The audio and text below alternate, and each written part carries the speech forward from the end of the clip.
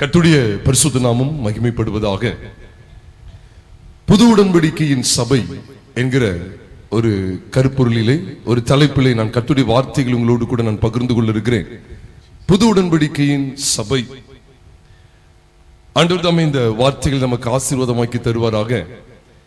பழைய ஏற்பாட்டு நாட்களிலையும் புதிய ஏற்பாட்டு நாட்களிலையும் தேவனாகிய கர்த்தர் தமக்கென்று ஒரு வாசஸ்தலத்தை ஏற்படுத்த சித்தம் கொண்டார். ஆகவேதான் பகலின் குளிர்ச்சியான வேளையிலே தோட்டத்திலே உலாவுகிற தேவனாகிய கர்த்தருடைய சத்தத்தை அவர்கள் கேட்டார்கள் என்று சொல்லி ஆதியாமத்தின் புஸ்தகம் 3வது அதிகாரம் 8ஆம் வசனத்திலே நாம் பார்க்கும்போது, ஆதியாமத்தின் புஸ்தகம் 2வது அதிகாரம் 15ஆம் வசனத்தில் சொல்லியிருக்கிற பிரகாரம் கர்த்தர் மனுஷனை உண்டாக்கி அவனை ஏதேன் தோட்டத்திலே கொண்டு வந்து அதை பண்படுத்தவும் காக்கவும் வைத்தார் என்று சொல்லும்போது, ஏதேன் தோட்டத்துக்குள்ளாக தேவன் ஏற்படுத்தின ஒழுங்கை குறித்து ஆதியாமத்தின் புஸ்தகம் 2வது அதிகாரம் 15வது வசனத்திலே மாத்திரமல்ல, அதனைத் தொடர்ந்து அவர்களோடு கூட தேவன் உடன்படிக்கை செய்கிறதையும் 17, 18 ஆகிய வசனங்களை நாம் பார்க்கும்போது அறிந்து கொள்ள முடியும். ஆண்டவர் முதலாவது ஆதாமோடு உடன்படிக்கை செய்தார். ஆதாம் ஏவாள் என்பவர்களோடு கூட தேவன் உடன்படிக்கை செய்தார். இதை குறித்த சத்தியங்களை தான் ஓசியாவின் புஸ்தகம் 6வது அதிகாரம் 7வது வசனத்திலே நாம் பார்க்கும்போது, அவர்களோ ஆதாமை போல் உடன்படிக்கையை மீறி அங்கே எனக்கு துரோகம் பண்ணினார்கள் என்று சொல்லி ஓசியா 6:7 நாம் வாசிக்கும் போது, அப்ப தேவனாகிய கர்த்தர் ஆதாமோடு உடன்படிக்கை பண்ணியிருந்தார் என்பது திட்டவட்டம், நம்ம எல்லாருக்கும் தெரிந்தவை.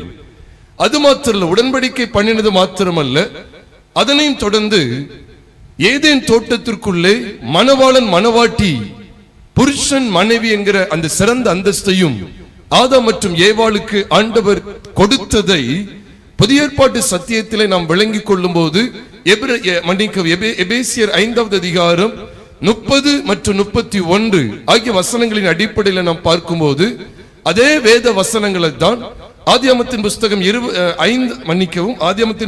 2வது அதிகாரம் 22, 23, 24 ஆகிய 3 வசனங்களிலே பார்க்க முடியும். அங்கே ஆதாம் ஏவாளை குறித்து சொல்லப்பட்ட அந்த சிறப்பு அம்சங்கள் புதிய ஏற்பாட்டிலே எபேசியர் 5வது அதிகாரம் 30 32 வசனங்கள் வரைக்கும் பார்க்கும்போது, அங்கே மணவாளனாகிய கிறிஸ்துவுக்கும் அவருடைய சபையாகிய மணவாட்டிக்கும் இடையில் உள்ள ஆழ்ந்த உறவை பற்றியது என்பதை நீங்களும் நானும் நன்கு அறிவோம். ஆக ஏதேன் தோட்டம் கர்த்தருடைய சபைக்கு அடையாளமாய் காணப்படுகிறது. ஆகையினாலே தோட்டத்திலே தேவ சத்தத்தை அவர்கள் கேட்டால் என்று சொல்லும்போது, சபையும் கூட தேவ சத்தத்தை கேட்கிற நிலையில் காணப்படுகிறது. எங்கே தேவ சத்தம் இல்லையோ அது சபை இல்லை என்பதை நாம் விளங்கிக் கொள்ள வேண்டும். ஆக ஆதியிலிருந்தே தேவனுக்கு ஒரு வாசஸ்தலம் தேவை, மனுஷனோடு சஞ்சரிப்பதற்கு, மனுஷனோடு உலாவுவதற்கு. இப்படியாய் ஆண்டவர் தமது வாசஸ்தலத்தை ஏற்படுத்த சித்தம் கொள்ளும் போதுதான் ஏதேன் தோட்டத்தை தம்முடைய வாசஸ்தலமாக ஆண்டவர் பாவித்தார். அது மாத்திரமல்ல, ஆதியாமத்தின் புஸ்தகம் 28வது அதிகாரத்திலே மேலே உள்ள தேவனுக்கும் கீழே இருக்கிற மனுஷனுக்கும் மத்தியஸ்தராய், அங்கே மத்தியஸ்தராய் ஏணி வெளிப்பட்டதை போல அங்கேயும் பெத்தேல் என்று சொல்லி, இது தேவனுடைய வீடை அல்லாமல் வேறல்ல, இது வானத்தின் வாசல் என்கிற அந்த சத்தியத்தினுடைய வெளிச்சத்தையும் நாம் அங்கே கவனிக்கிறோம். அந்த இடத்திற்கு பெத்தேல் என்று பெயர் வைக்கிறதை பார்க்கிறோம். அதற்கு அர்த்தம் என்னவென்றால் தேவனுடைய வீடு. இவ்விதமாய் தேவன் மனுஷனோடு சஞ்சரிப்பதற்கு, மனுஷனோடு உறவாடுவதற்கு அவருக்கு ஒரு வாசஸ்தலம் தேவைப்பட்டு கொண்டே இருந்தது. ஆகவேதான் வனாந்தரத்திலே யாத்திராமத்தின் புஸ்தகம் 25வது அதிகாரம் துவக்கத்திலே நாம் பார்க்கும்போது 8 மற்றும் 9 ஆகிய வசனங்களையும் அதை தொடர்ந்துள்ள வசனங்களையும் நாம் பார்க்கும்போது, நான் வாசம் பண்ண, நான் உங்கள் நடுவிலே உலாவ, எனக்கு ஒரு பரிசுத்த ஸ்தலத்தை உண்டு பண்ணுவார்களாக என்று சொல்லி ஆண்டவர் மனுஷனோடு சஞ்சரிக்கிற காரியங்களை குறித்த விசேஷித்த வெளிப்பாடான சத்தியங்களை அங்கு காண்பிக்கிறார். அதன் விளைவாகத்தான் ஆசரிப்பு கூடாரம் ஏற்படுத்தப்பட்டது. அதிலே தேவ மகிமை வெளிப்பட்டது என்றெல்லாம் அதனுடைய ஒட்டுமொத்த பணிவிடைகளுடைய முடிவிலே யாத்திராமத்தின் புஸ்தகம் 40வது அதிகாரத்திலே நீங்களும் நானும் பார்க்க முடியும். கர்த்தருடைய பரிசுத்த நாமம் மகிமைப்படுவதாக. அதையும் தொடர்ந்து அந்த ஆசரிப்பு கூடாரம் வனாந்தரத்திலிருந்து சீலோவுக்கு கொண்டு வரப்பட்டது என்பதையும் யோசுவாவின் புஸ்தகம் 18வது அதிகாரம் 1ஆம் வசனத்திலே நாம் பார்க்கிறோம். கர்த்தருடைய வாசஸ்தலம், அந்த ஆசரிப்பு கூடாரம் சீலோவிலே ஜனங்கள் கூடி அங்கே நிறுத்தப்பட்டது. தேசம் அவர்கள் வசமாயிற்று என்று சொல்லியும் யோசுவாவின் புஸ்தகம் 18வது அதிகாரம் 1வது வசனத்திலே நீங்களும் நானும் வாசிக்க முடியும். அப்ப சீலோவிலிருந்து கர்த்தருடைய வாசஸ்தலம் தாவீது எபூசியுடைய கையிலிருந்து கைப்பற்றின அந்த சீயோன் கோட்டைக்கு கொண்டு வரப்பட்டது என்பதையும் 2 சாமுவேலின் புஸ்தகம் 6வது அதிகாரத்திலே தெளிவாக வாசிக்கிறோம். அதனையும் தொடர்ந்து சீயோனிலே இருந்த கர்த்தருடைய வாசஸ்தலம் சாலமோன் கர்த்தருக்கென்று கட்டின அந்த ஆலயத்திற்குள்ளே கொண்டு வரப்பட்டது என்கிற காரியங்களையும் நாம் வேதத்திலே 1 ராஜாக்களின் புஸ்தகம் 8வது அதிகாரம் 9வது அதிகாரம் 2 நாளாகமத்தின் புஸ்தகம் 5வது அதிகாரம் 6வது அதிகாரம் ஆகிய அதிகாரங்களை பார்க்கும்போது கர்த்தருடைய வாசஸ்தலத்தை குறித்த விசேஷித்த வெளிப்பாடான சத்தியங்கள் காண்பிக்கப்பட்டிருக்கிறது. ஆகவேதான் பழைய ஏற்பாட்டிலே தேவன் ஏற்படுத்தின வாசஸ்தலத்தினுடைய சிறப்பம்சத்தை நாம் பார்ப்போமேயானால், ஆண்டவர் ஒரு குறிப்பிட்ட இடத்திலே இல்லாமல் ஒரு இடத்திலிருந்து இன்னொரு இடத்திற்கு, ஒரு கூடாரத்திலிருந்து இன்னொரு கூடாரத்திற்கு, ஒரு வாசஸ்தலத்திலிருந்து இன்னொரு வாசஸ்தலத்திற்கு அவர் கடந்து போய் கொண்டே இருந்தார். அதுதான் பழைய ஏற்பாட்டிலே தேவனுடைய வாசஸ்தலமாக அறியப்பட்டிருந்தது. இதை நான் ரத்தின சுருக்கமாக பார்க்க வேண்டுமேயானால் 1 நாளாகமத்தின் புஸ்தகம் 17வது அதிகாரம் 5வது வசனத்தை நாம் வாசிக்கும் போது அங்கே கர்த்தரே சொல்லுகிறார், நான் இஸ்ரவேலை வரப்பண்ணின நாள் முதல் இந்நேரம் வரைக்கும், இந்நாள் வரைக்கும் ஒரு வாசஸ்தலத்திலே நான் குடியிருக்கேன் சொல்லி அவர் இவ்விதமாய் சொல்லுகிறார். அந்த வசனத்தை கூட நான் வாசிக்க கேட்கலாம். 1 நாளாகமத்தின் புஸ்தகம் 17வது அதிகாரம் 5வது வசனத்தை வாசிக்க கேட்கலாம். நான் இஸ்ரவேலை வரப்பண்ணின நாள் முதற்கொண்டு இந்நாள் வரைக்கும், எங்க இருந்து வரப்பண்ணின நாள் முதற்கொண்டு 430 வருஷம் அடிமைத்தன வீடாகிய எகிப்திலிருந்து வரப்பண்ணின நாள் முதற்கொண்டு இந்நாள் வரைக்கும் நான் ஒரு ஆலயத்திலே வாசம் பண்ணாமல், ஒரு கூடாரத்திலிருந்து மறு கூடாரத்துக்கும், தொடர்ந்து வாசிங்க, ஒரு வாசஸ்தலத்திலிருந்து மறு வாசஸ்தலத்துக்கும் போனேன். நான் சகல இஸ்ரவேலோடும் உலாவி வந்த எவ்விடத்தில் ஆகிலும் நான் என் ஜனத்தை மேய்க்க கற்பித்த இஸ்ரவேலின் நியாயாதிபதிகளில் யாதொருவனை நோக்கி, நீங்கள் எனக்கு கேதுரு மரத்தால் செய்யப்பட்ட ஆலயத்தை கட்டாதிருக்கிறது என்ன என்று யாதொரு வார்த்தை சொன்னது உண்டோ?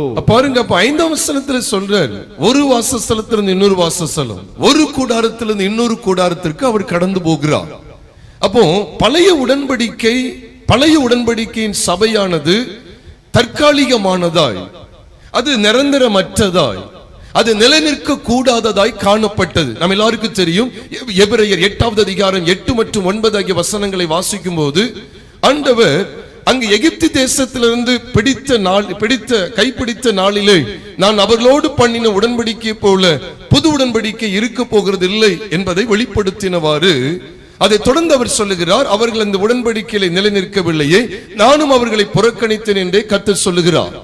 அப்போ பழைய உடன்படிக்கையில் அவர்கள் நிலைநிற்கவே இல்லை. அதனாலதான் அவர் ஒரு வாசஸ்தலத்திலிருந்து இன்னொரு வாசஸ்தலத்திற்கும், ஒரு கூடாரத்திலிருந்து இன்னொரு கூடாரத்திற்கும் ஷிஃப்ட் ஆகி கொண்டே இருக்கிறார். இதுதான் நமக்கு எதை வெளிப்படுத்துகிறது சொன்னால், அக்காலத்தினுடைய ராஜாக்கள் காலமும் முடிவுக்கு வந்தது. நம்ம எல்லாருக்கும் தெரியும், ராஜாக்களுடைய காலம், யூதாவுடைய ராஜாவுடைய காலத்தை கவனிப்போமேயானால் சிதேக்கியாவோடு அந்த ராஜ்யபாரம் எல்லாம் முடிந்து விட்டது. ராஜாக்களுடைய காலத்துக்கு எல்லாம் முடிவு வருகிறது. அதுக்கு பிறகு சிறையிருப்பின் காலமாய் கடந்து போகிறது. ராஜாக்களுடைய காலத்துக்கு முடிவு வருகிறது. ஆசாரியருடைய பணிவிடைகளுக்கு முடிவு வருகிறது. பழைய உடன்படிக்கையில் இருந்த ஆசாரியத்துவம் என்ன, ஆசாரிய முறை எதை பற்றியது? ஆரோனுடைய ஆசாரியத்துவம் மாற்றப்பட்டுட்டா இல்லையா? சத்தமா சொல்லுங்க, மாற்றப்பட்டு விட்டது. அதனாலதான் பழைய உடன்படிக்கையினுடைய சபை நிலை நிற்கவில்லை. இன்னைக்கு இந்த நாளில விசேஷமாய் புது உடன்படிக்கையின் சபையை குறித்த சத்தியங்களை படிக்க இருக்கிறோம். இந்த புது உடன்படிக்கையின் சபைக்கு நிழலாட்டமாகத்தான் அன்றைக்கு சாலமோன் கட்டின ஆலயத்தை கடந்து செருபாபேல் நாட்களில் எழுப்பப்பட்ட ஆலயத்தை தேவன் நமக்கு திருஷ்டாந்தப்படுத்துகிறார். நான் முன்னமே உங்களோடு பகிர்ந்து கொண்டிருக்கிறேன். எகிப்தின் அடிமைத்தனத்திலிருந்து வெளியே வந்த ஜனங்கள் கர்த்தருக்கென்று ஆலயத்தை கட்டுகிறதை நாம் சாலமோனுடைய நாட்களில் கவனிக்கும் போது வேதத்திலே வாசிக்கிறோம். 1 ராஜாக்களின் புஸ்தகம் 6வது அதிகாரம் 1வது வசனத்திலே இஸ்ரவேல் ஜனங்கள் வெளியே புறப்பட்டு வந்த கிட்டத்தட்ட அந்த 430வது வருஷத்துல, கிட்டத்தட்ட 400 வருஷத்துக்கு மேல அவர்கள் என்ன செய்கிறார்கள், சாலமோனுடைய நாட்களிலே, சாலமோனுடைய ராஜ்யபாரத்தின் 4வது வருஷத்திலே கர்த்தருக்கென்று ஆலயம் கட்ட துவக்கப்பட்டது. அது தொடர்ந்து கிட்டத்தட்ட 7 வருஷங்களிலே அந்த ஆலயம் கட்டி முடிக்கப்பட்டது என்று சொல்லியும் 1 ராஜாக்களின் புஸ்தகம் 6வது அதிகாரம் கடைசி 2 வசனங்களிலே வாசிக்க முடியும். ஆண்டவருடைய பரிசுத்த நாமத்துக்கு மகிமை கனம் உண்டாவதாக. அப்போ இந்த சாலமோன் கட்டின இந்த ஆலயத்தை காட்டிலும் செருபாபேல் நாட்களில் எழுப்பப்பட்ட அந்த ஆலயம் விசேஷ விதமாய் இருக்கும் என்பதை தேவன் ஆகாய் தீர்க்கதரிசன புஸ்தகம் 2வது அதிகாரம் 9வது வசனத்திலே ஆண்டவர் தெரியப்படுத்துகிறார். முந்தின ஆலயத்தின் மகிமையை பார்க்கிலும் பிந்தின ஆலயத்தின் மகிமை பெரிதாய் இருக்கும் என்று சொல்லி ஆண்டவர் பேசுகிறதை ஆகாய் 2:9 நாம் பார்க்கிறோம். நல்ல கவனிச்சே வாங்க. நான் ஆரம்பத்தில் உங்களோடு பகிர்ந்து கொண்டேன், எகிப்தின் அடிமைத்தனத்திலிருந்து வெளியே வந்து கட்டப்பட்ட சாலமோனுடைய ஆலயத்தை குறித்து நாம் பார்க்கிறோம். அது பழைய உடன்படிக்கையின் ஆலயமாக கருதப்படுகிறது. அதை அந்த காலத்தை தொடர்ந்து பாபிலோனிய சிறைப்பிடிப்பு 70 வருஷ சிறைப்பிடிப்புக்கு பிற்பாடு செருபாபேல் மூலமாய் கட்டப்பட்ட ஆலயமானது புது உடன்படிக்கையின் சபைக்கு திருஷ்டாந்தமாக இருக்கிறது. மறந்துடக்கூடாது.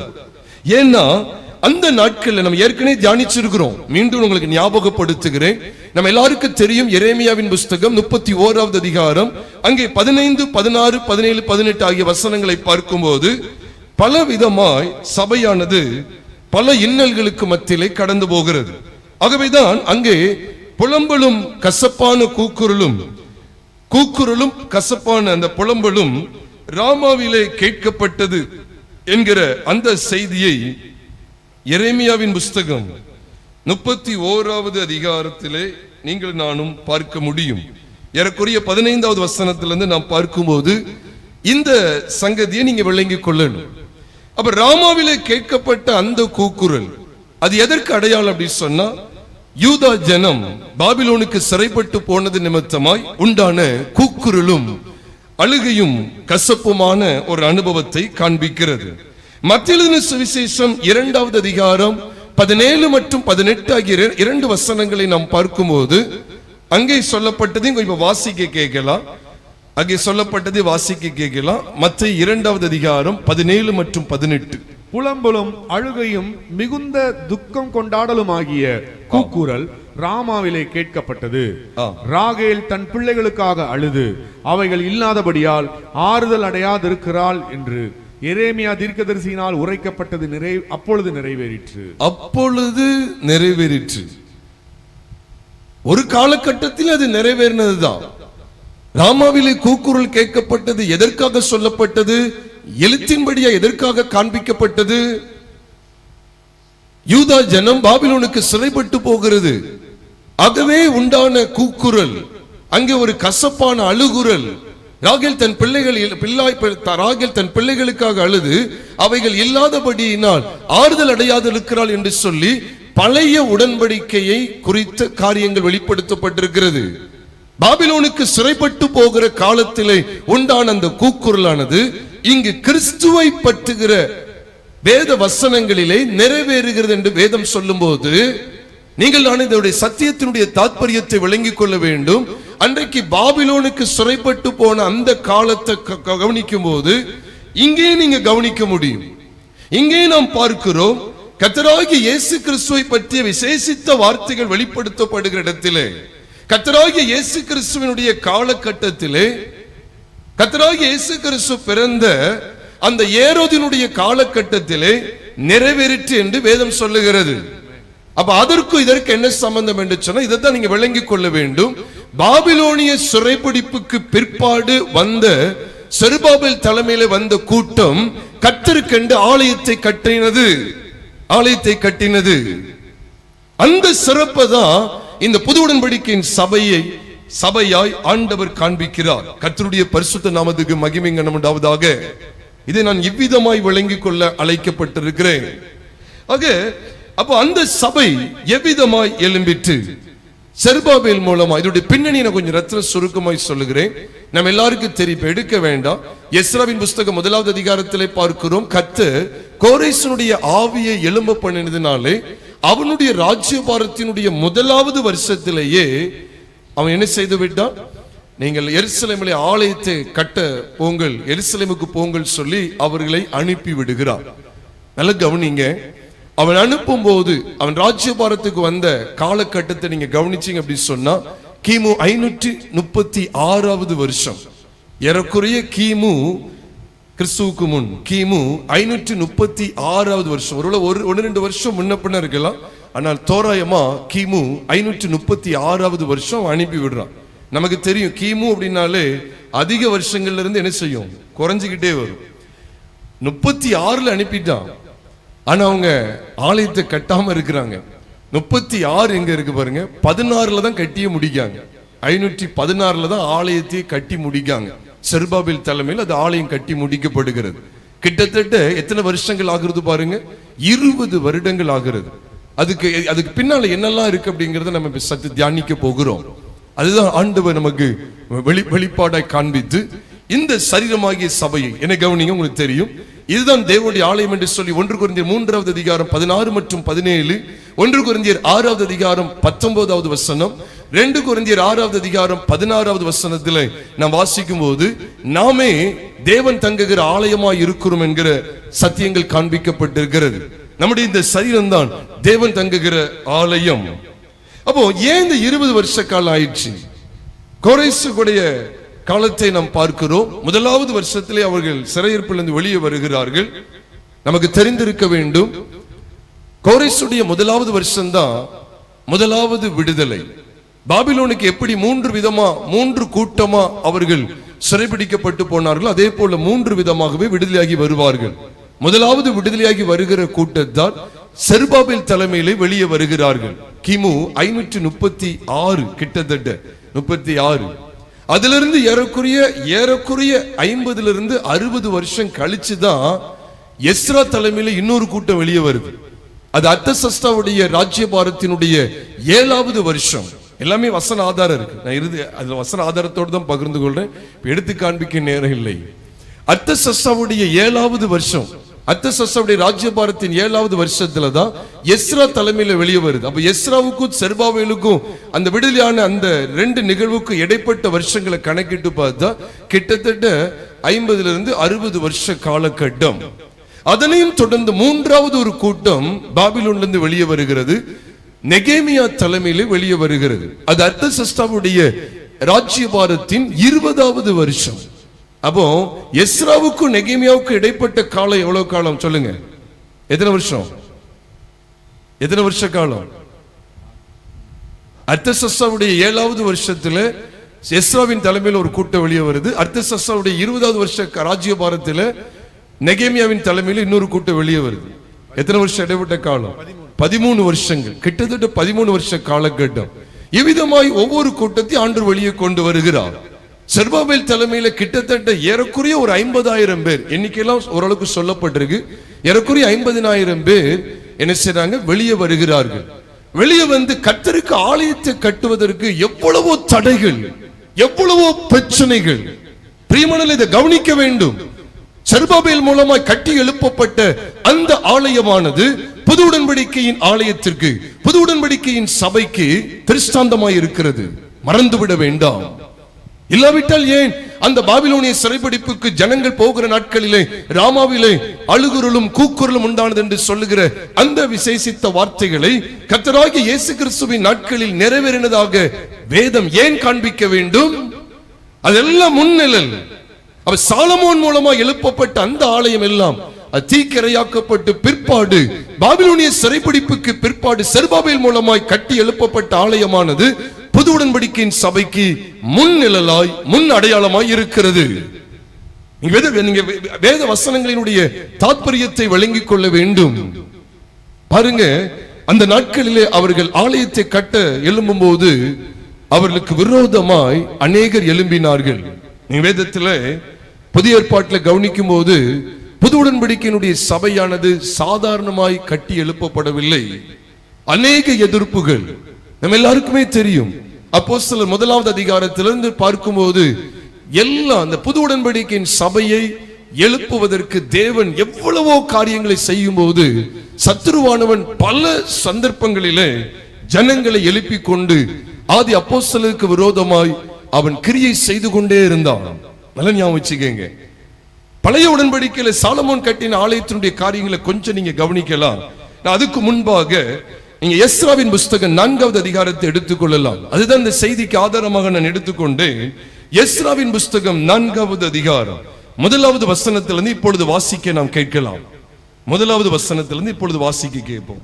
சிறையிருப்பிலிருந்து வந்த ஜனங்கள் இஸ்ரவேலின் தேவனாகிய கர்த்தருக்கு ஆலயத்தை கட்டுகிறார்கள் என்று யூதாவுக்கும் பென்யமீனுக்கும் இருந்த சத்துருக்கள் கேள்விப்பட்ட போது அவர்கள் செருபாபேலிடத்துக்கும் தலைவரான பிதாக்களிடத்துக்கும் வந்து, உங்களோட கூட நாங்களும் கட்டுவோம், உங்களைப் போல நாங்களும் உங்கள் தேவனை நாடுவோம். உங்களோட கூட நாங்களும் கட்டுவோம், உங்களைப் போல நாங்களும் உங்கள் தேவனை நாடுவோம். இவ்விடத்துக்கு எங்களை வரப்பண்ணின அசிரியாவின் ராஜாவாகிய எசரத்தோன் நாட்கள் முதற்கொண்டு அவருக்கு நாங்களும் பலியிட்டு வருகிறோம் என்று அவர்களோட சொன்னார்கள். இவங்க அசிரியாவின் ராஜாவாகிய எசரத்தோ நாட்கள் முதற்கொண்டு என்று சொல்லும்போது நமக்கு தெரியும், அங்கே ராஜாக்களின் புஸ்தகத்திலே 17வது அதிகாரம் நமக்கு எல்லாருக்கும் தெரியும். அங்கே இவ்விதமாகத்தான் 2 ராஜாக்கள் 17 நம்ம வீட்டுல போய் நல்லா வாசிச்சு பாருங்க. அங்க எசரத்தோன் எப்படி சொல்லப்படுற அந்த அசிரியாவின் ராஜாவின் நாட்கள் நமக்கு தெரியும். 5 விதமான ஜாதிகளை இஸ்ரேல் பட்டணங்களுக்குள்ள குடியேற்றினானா இல்லையா? ஆண்டவர் இஸ்ரேலை முற்றிலும் கைவிட்டார். அப்ப அந்த சமயத்துல முற்றிலும் தள்ளிடுறார். ஒரு கட்டத்துல யூதாவுக்கு ஒரு கிருபை கிடைக்கும். இஸ்ரேல் மிகவும் தள்ளும் போது அங்க அசிரிய ராஜா இஸ்ரவேல் ஜனங்கள் இருந்த பட்டணங்களை யாரை குடியேற்றி வைத்தான் சொல்லி வாசிக்கிறோம். கிட்டத்தட்ட ஒரு 5 கூட்டத்தார குடியேற்றி வைத்தான். இதை குறித்த சத்தியங்கள் நீங்க வாசித்து அறிய வேண்டுமே ஆனால் 2 ராஜாக்களின் புஸ்தகம் 17வது அதிகாரத்தை நீங்க வீட்டுல போய் தாராளமா படித்துக் கொள்ளுங்க. அவங்க எப்படி வாழ்வாங்க தெரியுமா? ஒரு பக்கம் தேவனுக்கு பயந்து வாழ்வாங்க, இன்னொரு பக்கம் அவங்க விக்கிரகங்கள் எல்லாம் செய்விப்பாங்க, அந்நிய தேவர்களை செய்விப்பாங்க. அதனால கர்த்தர் எதை உள்ள அனுப்புவார்? நீங்க வசனத்தை நல்லா படிக்கணும். நீங்க பார்த்தா நீங்க இருக்கிற பார்த்தா பைபிள் சரியா படிக்க மாட்டீங்கன்னு நினைக்கிறேன். சிங்கங்கள் அனுப்புவார். சிங்கங்கள் உள்ள போய் கடிச்சு நிறைய பேர் கொன்றும்.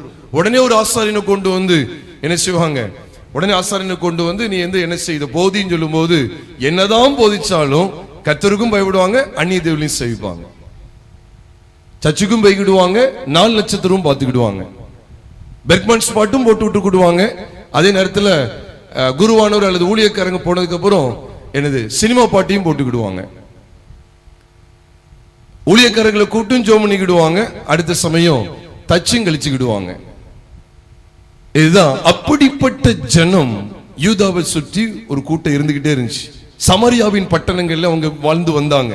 கவனிக்கணும், இப்படிப்பட்ட ஜனம் என்ன சொல்லுது தெரியுமா? நாங்களும் உங்களோடு சேர்ந்து கட்டுவோம், நாங்களும் உங்களை போல தேவனை நாடுவோம், நாங்களும் அவருக்கு பலியிடுகிறோம் என்றெல்லாம் சொல்லி உள்ள வரும்போது அதற்கு அடுத்த வசனத்துல செருபாபேல் கொண்ட அந்த கூட்டம் என்ன சொல்லிட்டு தெரியுமா?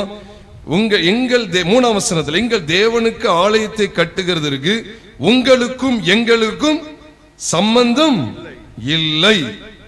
பெர்சியாவின் ராஜாவாகிய கோரேஸ் ராஜா எங்களுக்கு கட்டளையிட்டபடி நாங்களே. அது அழுத்தத்தை கவனிக்கணும். புது உடன்படிக்கையின் சபையானது சத்துருக்களோடு எல்லளவும் சமரசமாக கூடாது. இதன் அடிப்படையில் தான் கர்த்தருடைய சபை, புது உடன்படிக்கையினுடைய சபை கட்டி எழுப்பப்பட வேண்டும் என்கிற மாதிரியை முன்னிழலாக செருபாபேலின் காலத்தை குறித்த விசேஷித்த சத்தியங்களிலே தேவன் வெளிப்படுத்தி காண்பிக்கிறார். இன்னைக்கு பார்த்தா நோய்க்கும் பாரு பேய்க்கும் பாரு அப்படின்னு சொல்றது போல இங்க கொஞ்சம் அங்க கொஞ்சம் என்று சொல்லி இவ்விதமான இரட்டை வேஷம் போடுகிற பெயர் கிறிஸ்தவர்கள் ஏராளம். இது புது உடன்படிக்கையினுடைய சபை அல்ல. தெளிவா விளங்கிக் கொள்ளுங்க. வேத வசனங்களின் அடிப்படையில் உங்களோடு பகிர்ந்து கொள்ளுகிறேன். இவங்க சம்மதம் தெரிவிக்கலன்னு சொன்ன உடனே ராஜாவுக்கு அங்க பிரியாதுன்னு இருக்கு, அதாவது பிராது அக்யூசேஷன் அப்படி சொல்லுவாங்க. அதுதான் பிராதுன்னு சொல்லி இருக்கும். அதோடைய அர்த்தம் என்னன்னா குற்றச்சாட்டு அங்க கொண்டு போயிட்டாங்க. இவங்களால உங்களுக்கு என்ன கிடைக்காது? பணம் கிடைக்காது. அதனால இவங்க வேலையை நிப்பாட்டுங்க. இந்த சபை ஆவிக்குரிய சபை. இந்த சபை சத்துருக்களோடு இணையாத சபை. இந்த சபைக்கு டிஎஸ்எஃப்பும் கிடையாது, எஸ்டிகே ராஜனும் கிடையாது. இந்த சபை தனித்து கர்த்தருக்கென்று வைராக்கியமா நிற்கக்கூடிய சபை. அதனால இந்த சபையினால உங்களுக்கு எந்த பிரோஜனம் கிடையாது. அசஸ்மெண்ட் பணமும் உங்களுக்கு வந்து சேராது. வேற பை காணிக்க, சங்க காணிக்க, ஸ்தோத்திர காணிக்க கூட உங்களுக்கு வந்து சேருமான்னு தெரியல. ஏன்னா இவங்க ஆவிக்குரிய காரியங்களுக்கு முக்கியத்துவம் கொடுக்கிற கூட்டத்தார். இவங்க எஸ்டிகேக்கும் வரமாட்டாங்க, டிஎஸ்எஃப்க்கும் வரமாட்டாங்க. உங்களுக்கு எப்படி தெரிகிறது? ராஜாவே நீங்க எழுதுங்க, இதை எப்படியாவது தடுத்து நிறுத்திருங்க அப்படி சொல்லி இவங்க நிறுத்த பாக்குறாங்க. இதை நிறுத்தவே முடியல. பயங்கர எதிர்ப்பு. பிரியமானவர்களே, நிலைநிற்காமல் போன பழைய உடன்படிக்கையின் சபையை குறித்து கொஞ்சம் கவனித்து பாருங்க. சாலமோன் மூலமா எழுப்பப்பட்ட அந்த ஆலயத்துக்கு எந்த தொந்தரவும் கிடையாது. ஒரு வசனத்தை வாசிக்க பாக்குறீங்களா? 1 ராஜாக்களின் புஸ்தகம் 5வது அதிகாரம் 4வது வசனத்தில் சொல்லப்பட்டிருக்கிறது. 1 ராஜாக்கள் 5வது அதிகாரம் 4வது வசனத்தில் அதை வாசிக்க கேட்கலாம். 1 ராஜாக்கள் 5:4. ஆனாலும் இப்பொழுதோ என் தேவனாகிய கர்த்தர் எங்கும் எனக்கு இளைப்பாறுதலை தந்தார். பாருங்க, இப்ப 4ஆம் வசனத்தை 5ஆம் வசனத்தை வாசிக்க போறாங்க. எங்கும் இளைப்பாறுதலை தந்துட்டார். வாசிக்கலாம். விரோதியும் இல்லை, விரோதியும் இல்லை, இடையூறும் இல்லை, இடையூறும் இல்லை. ஆகையால் நான் உன் ஸ்தானத்தில் உன் சிங்காசனத்தின் மேல் வைக்கும், நான் உன் ஸ்தானத்தில் உன் சிங்காசனத்தின் மேல் வைக்கும் உன் குமாரனே என் நாமத்திற்கு ஆலயத்தை கட்டுவான் என்று கர்த்தர் என் தகப்பனாகிய தாவீதினிடத்தில் சொன்னபடியே என் தேவனாகிய கர்த்தரின் நாமத்திற்கு ஆலயத்தை கட்ட வேண்டும் என்று இருக்கிறேன். அப்ப எதுக்காக ஆகையால் நாங்க 5ஆம் வசனத்துல போட்டிருக்கு அப்படி சொன்னா, ஆகையால் ஏன் இருக்கு தெரியுமா? அதுக்கு மேல வாஸ்தவம், அவர் எங்க இளைப்பாறுதல கட்டளையிட்டதுனால ஒரு விரோதியும் இல்லை, அங்கே விரோதியும் இல்லை, இடையூறும் இல்லை. இப்படிதான் கட்டி எழுப்பணும்னு நினைச்சீங்க அப்படின்னா அது கவுந்து போயிரும். பல்ல எதிர்ப்பு இருக்கும். உண்மையாய் கர்த்தருக்காக வாழ்ற தேவ பிள்ளைகள் இருக்காங்க, அவங்க தான் புது உடன்படிக்கையின் சபையார். நான் ஏதோ ஆலயம் கட்டுமானத்தை பத்தி பேசிட்டு இருக்கல, இந்த சரீரமாகிய ஆலயத்தை குறித்து பேசுகிறேன். இந்த சரீரமாகிய சபையானது, இந்த சரீரமாகிய புது உடன்படிக்கையின் சபையானது சத்துருக்களுடன் சமரசம் பண்ணக்கூடாது. வைராக்கியம் கொண்டு வாழ வேண்டும். இதை விளங்கிக் கொள்ளுங்கள் பிரியமானவர்களே. நான் அவங்க பேரை சொல்ல இவங்க பேரை சொல்ல நினைக்காதீங்க. இக்காலத்துடைய கேடு அதுதான், இக்காலத்தினுடைய இழிவு அதுதான். அதனாலதான் அடிக்கடி அப்படி இடையில கூட சொல்லிட்டு இருந்தேன், எஸ்சிகே கால பிடிக்கவா டிஎஸ்எஃப் கால பிடிக்கவான்னு சொல்லிட்டு குருவானவர்கள், நம்மை நடத்தக்கூடிய குருவானவர்களே இப்படி இருக்காங்கன்னா இவங்க நம்மளை பரலோகத்துக்கு கொண்டு போய் சேர்க்க மாட்டார்கள். அவர்களே போக மாட்டார்கள். பிறகு எப்படி சபையை பரலோகத்துக்கு கொண்டு போகிறார்கள்? வேஸ்டுங்க. எவ்வளவு ஒரு பெரிய துணிகரத்துக்குள்ளே சபை போய் கொண்டிருக்கிறது. பழைய உடன்படிக்கையுடைய சபை எப்படி எழும்புகிறது? இடையூறு கிடையாது, விரோதி கிடையாது, எங்க இளைப்பாறுதல் தான். நல்லா கட்டிட்டாங்க. அதே போல இடிச்சு தரமட்டமா ஆக்கியாச்சு. அந்த உடன்படிக்கை முறிந்தே போய்விட்டது. அதனுடைய காரியங்கள் எல்லாவற்றையும் ஆண்டவர் புறக்கணித்து தள்ளிவிட்டார். செருபாபேல் ஆலயத்தை எதற்கு முன்னடையாளமாய் காண்பிக்கிறார்? புது உடன்படிக்கையின் சபைக்கு முன்னடையாளமாய் காண்பிக்கிறார். இது எப்படிப்பட்ட சூழலில் கட்டி எழுப்பப்படுகிறது? அநேக உபத்திரவங்களின் வழியாய். இதைத்தான் புதிய ஏற்பாட்டில் நீங்களும் நானும் பார்க்கிறோம். கர்த்தருடைய சபையானது சாதாரணமாக எழுப்பப்படவில்லை. பாடுகள், உபத்திரவங்கள், அடி, நெருக்கங்கள், இவைகளுக்கு மத்தியிலே கர்த்தருக்காக புது உடன்படிக்கை சபை, கர்த்தருடைய சபை எழும்பிட்டு. ஆகவேதான் அதற்கு திருஷ்டாந்தமாக நீங்களும் நான் வேதத்திலே பார்க்கிறோம். வெளிப்படுத்தல் 2வது அதிகாரம் 3வது அதிகாரத்திலே ஆண்டவர் 7 சபைகளை குறித்த காரியங்களை வெளிப்படுத்துகிறார்.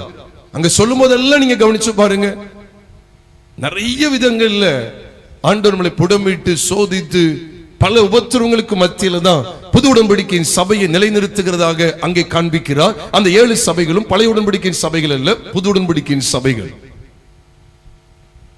அதனாலதான் சொல்லுவார், முதல் இதிலே சொல்வார், அப்போஸ்தலர் அல்லாதவர்களை நீங்க அப்போஸ்தலர் அல்ல என்று கண்டறிந்தார்.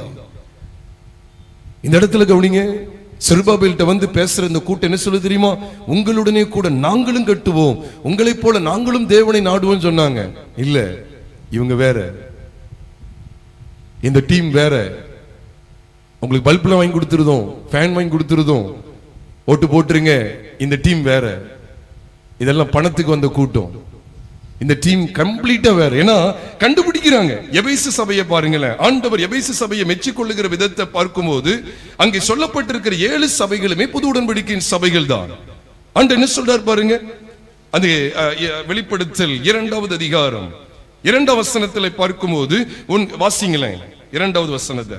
உன் கிரியைகளையும் உன் பிரயாசத்தையும் உன் பொறுமையையும் நீ பொல்லாதவர்களை சகிக்க கூடாமல் இருக்கிறதையும் அப்போஸ்தலர் அல்லாதவர்கள் தங்களை அப்போஸ்தலர் என்று சொல்லுகிறதை நீ சோதித்து அவர்களை பொய்யர் என்று கண்டறிந்ததையும். அவர்களை பொய்யர் என்று கண்டறிந்து நாங்களும் உங்களை போல உங்கள் தேவனை நாடுவோம், உங்கள் தேவனை நாடுவோம், நாங்கள் உங்களுடனே கூட இந்த ஆலயத்தை கட்டுவோம், நாங்களும் உங்க தேவனுக்கு என்ன செய்யறோம் பலி செலுத்துவோம் சொல்லும் போது நாங்களே கட்டுவோம்னு ஸ்ட்ராங்கா சொல்லிட்டாங்க. உங்களுக்கும் தேவனுடைய ஆலயத்தை பற்றிய விஷயத்துல உங்களுக்கும் எங்களுக்கும் சம்பந்தம் இல்லை.